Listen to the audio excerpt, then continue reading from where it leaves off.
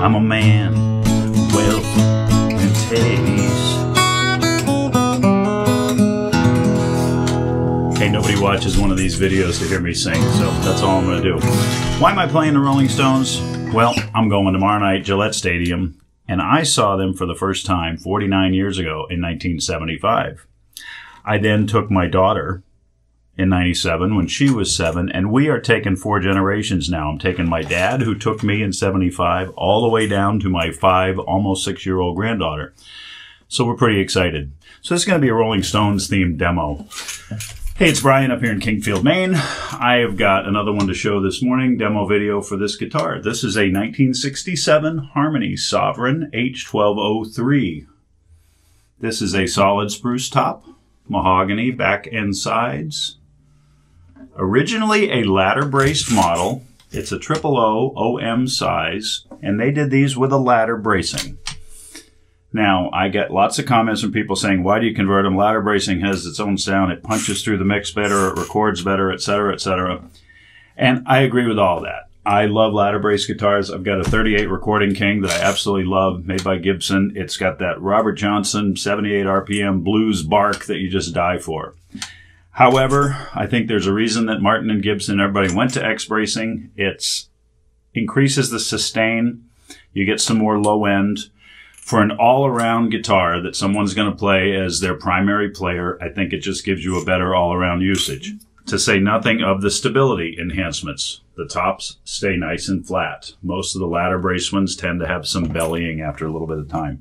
So there's my disclaimer. That's why I do it. I call it my Resto-Mod process. And what I do is I pull the back off, take the binding off and save it. Take all the bracing out of the inside. I actually removed the back braces as well because Harmony was known for putting 5 up the back. It's just extra weight. I don't think you need it, so I reduce it down to 4. For the top, I put in an X brace in a standard Martin 000 OM pattern. Slightly forward shifted, but on the 000 OMs, you know, it's still an inch and a little bit back from the sound hole. 2 tone bars at the bottom, finger braces on the side. Hard rock maple bridge plate in between the lower X's, and I keep it pretty small. I don't go with the big giant Gibson one like they did in the Norland era. So a small bridge plate. I leave the transverse brace up top. I don't have a popsicle stick across the center because these didn't have that. I replaced the string through bridge with a hand-carved rosewood pin bridge. So this is something I made out of a piece of rosewood I had. So it's a pin bridge reaching through to that hard rock maple bridge plate underneath. The string throughs had a tendency to kind of lift up on the back, and this way, this is the way Martin does it, and the way Gibson does it, so I like how it works out. Original fretboard and frets on this one, because the frets were in great shape. This one has the original nut. It's a nylon nut. It does have a bone saddle. This one had a broken truss rod, so I did pull the fretboard off and pulled the old truss rod out, which was just the nut style, you know, the old single action. This now has a two-way adjustable truss rod that's accessed through the truss rod cover with a 4mm Allen wrench. So you can go either way with this one. Original tuners.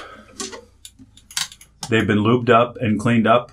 And actually, if you look at my pictures in the listing, it's missing the bushings right now. I've got some of those coming in. So it will have 6 new bushings when I ship it. Has a brand new pick guard.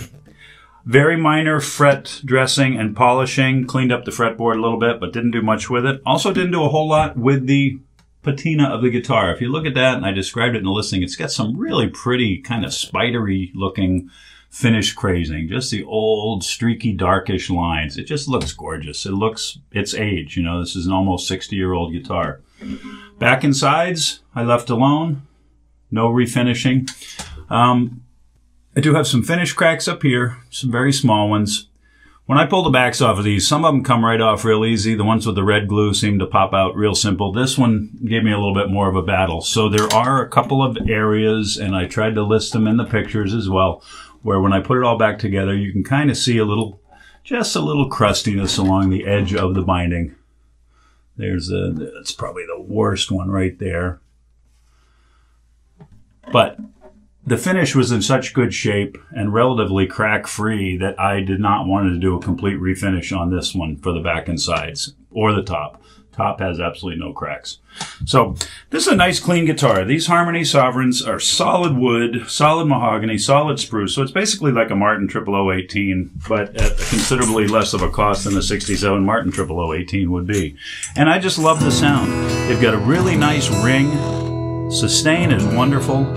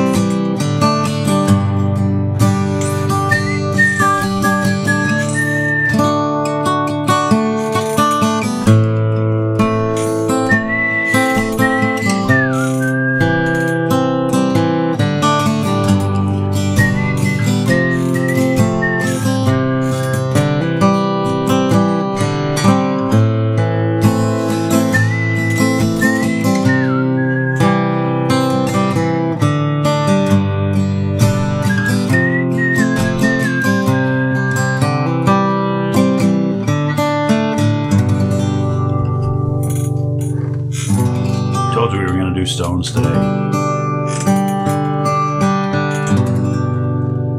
1 3/4 nut, 2 1/8 string spacing on this bridge that I made, so it makes a very comfortable fingerstyle guitar.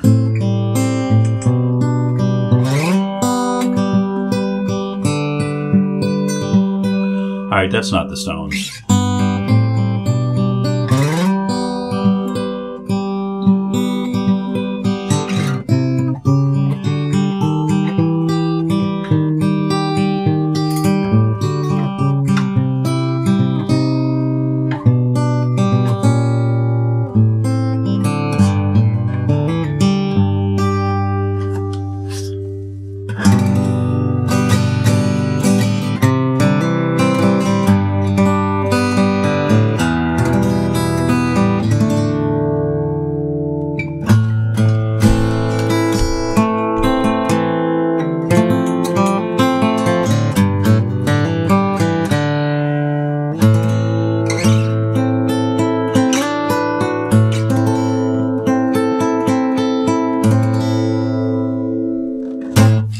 Anyway, thanks for watching. That's almost 9 minutes. I can give additional sound clips on request if you want more specific things. But 1967 Harmony Sovereign H1203 X-brace conversion, neck reset, new bridge, new truss rod, new pickguard, original tuners, nut, what else? Binding.